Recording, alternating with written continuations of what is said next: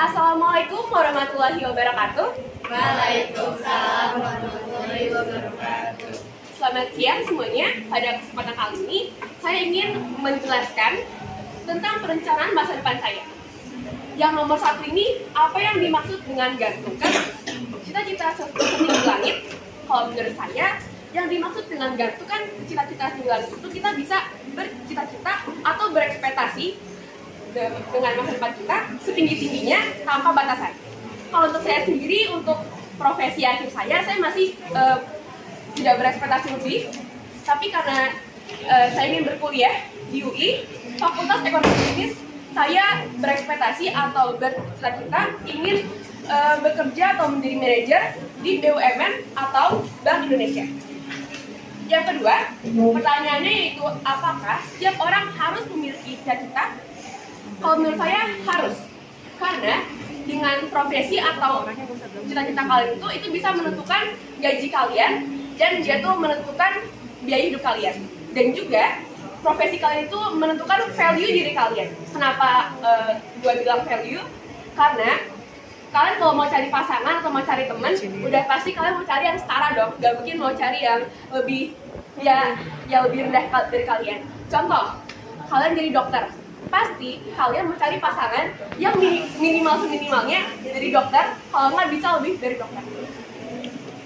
Nah, yang kedua, rencana saya setelah lulus SMP. Rencana saya setelah lulus SMP, alhamdulillahnya saya sudah keterima di SMA Lab School Jakarta. Saya memasuki SMA Lab School melalui jalur prestasi, di mana saya mengisi nilai rapor saya, dan saya juga menuliskan esai. Di esainya ada apa aja? Di esainya itu ada deskripsi singkat. Tahan. Di esainya itu saya menulis deskripsi singkat serta pengalaman yang udah pernah saya laluin dan kenapa Lab School harus terima saya. Dan alhamdulillahnya untuk masuk Lab School itu ada 2 tes, ada jalur prestasi dan jalur tes yang ada pada Februari, dan kalau prestasi itu ada di Desember. Dan jalur prestasi ini tuh kebagi menjadi 2 jalur lagi, yaitu jalur raport dan jalur portofolio. Dan kebetulan saya ikutnya jalur raport, jadi tinggal nginput raport doang sama ngisi esai. Selain SMA Lab School Jakarta, saya juga memiliki plan untuk masuk ke SMA lainnya. Contohnya, saya mendaftarkan diri saya ke SMA Unggul Tamrin yang sedang dibuka PPDB-nya pada saat ini. Dan juga, saya ingin menyempatkan diri saya atau tidak menyia-nyiakan kesempatan saya. Saat PPDB, saya akan memilih SMA terfavorit di Jakarta ini. Contohnya, ada SMA 8, SMA 68, dan SMA 21. Lalu di SMA ini saya berharap bahwa saya bisa memperluas relasi saya bisa fokus SNBP, dan saya bisa aktif berorganisasi. Lalu saya berharap saya bisa menjadi siswa eligible di sekolah situ, dan saya bisa aktif dalam kegiatan ekstrakurikuler, lalu juga fokus ke akademik karena saya mengincar SNBP, di mana saya harus meningkatkan nilai saya dari semester 1 sampai semester 4. Lalu yang keempat, seandainya sudah masuk SMA, apa rencana kalian setelah lulus SMA? Rencana saya, setelah lulus SMA itu, saya ingin memasuki Universitas Indonesia dengan jurusan Fakultas Ekonomi Bisnis. Di mana di kuliah ini saya akan mengambil jalur SNBP kalau dapat, tapi kalau emang nggak dapat ya SNBT. Kalau emang nggak dapat lagi, saya bakal coba mandiri, atau ya coba jalur yang lain, kan banyak ya, nggak itu doang. Di kuliah ini saya juga memiliki rencana bahwa minimalnya IPK saya itu 3,8. Minimal 3,8, berarti harus lebih dari itu. Dan juga saya ingin aktif dalam berorganisasi. Di kuliah itu ada namanya BEM. Kalau kalian nggak tahu BEM itu Badan Eksekutif Mahasiswa, di mana kita bisa berorganisasi dan juga memperluas wawasan. Tapi kan kadang ada pertimbangannya ya, kita harus fokus ke akademik memperluas wawasan di organisasi. Dan saya coba mengimbangkan 2 itu. Lalu yang terakhir, bagaimana kalau ada rencana yang nggak tercapai? Sebenarnya saya nggak mikirin backup planning, atau kalau saya itu tipikal orang kalau misalnya udah punya tujuan ya harus itu, nggak boleh yang lain.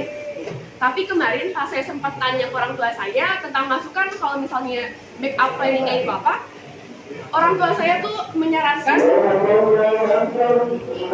untuk rencana penggantinya saya akan memasuki kuliah di Unpad jurusan hubungan internasional. Mungkin kalian mikirnya kok jauh banget ya dari hubungan internasional, dari ekonomi bisnis ke hubungan internasional. Kalau menurut saya di jurusan ini kita tuh harus memiliki 3 kemampuan yang seenggaknya tuh diperlukan dalam jurusan itu. Yang pertama, kita harus bisa membuka relasi luas-luasnya, karena dalam hubungan internasional yang namanya aja internasional udah pasti global, itu meliputi seluruh dunia, dan kita bisa menjadi perwakilan negara jika kita ingin mewakili negara kita di suatu acara atau berorganisasi itulah. Nah, di jurusan ini, di jurusan hubungan internasional, menurut saya kita tuh minimal mempunyai 3 kemampuan, yaitu membuka relasi, menciptakan image yang baik, dan yang terakhir kemampuan dalam berkomunikasi, seenggaknya dalam bidang bahasa Inggris. Mungkin kalau ngomongin relasi nih ya, ngomongin membuka relasi. Kalau boleh cerita, saya dari kelas 8 awal itu, saya tuh memiliki kepribadian yang tidak mudah bergaul, yang apa-apa tuh di kelas cuma diem doang. Jujur aja, pas kelas 8 awal itu, saya cuma berani ngobrol ke Andin, Fadil, sama Kirani. Sampai ada sewaktu-waktu, saya tuh membutuhkan bantuan mereka, tapi mereka nggak merespon sama sekali. Nah, akhirnya saya minta bantuan ke kelas lain, karena saya waktu itu nggak punya teman di kelas ini.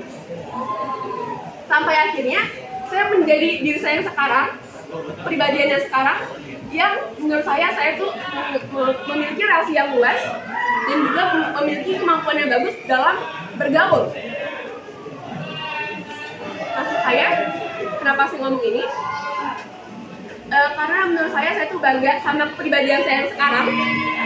Maksud saya dari kelas 8 awal itu mungkin memang orang-orang nggak lihat perubahannya, cuma menurut saya itu adalah kemajuan yang sangat baik dan juga berpotensi pada diri saya.